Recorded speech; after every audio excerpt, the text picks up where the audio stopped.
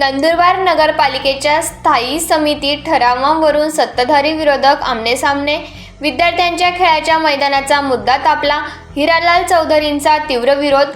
डांबरीकरणाऐवजी cement concrete रस्त्याची मागणी विरोधकांनी केली. यामुळे शासनाचे लाखो रुपयांची बचत होणार.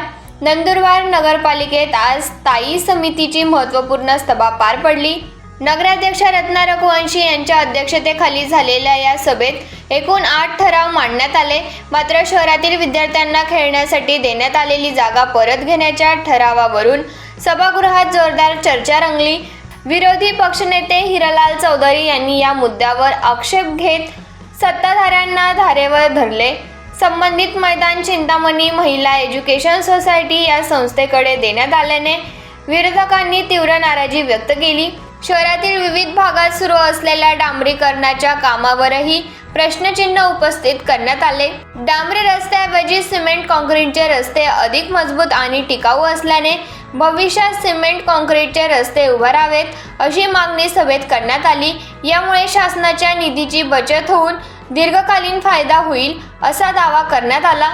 या सर्व मुद्द्यावरून स्थायी समितीच्या सभेत सत्ताधारी आणि विरोधक आमनेसामने आल्याचे चित्र पाहायला मिळाले.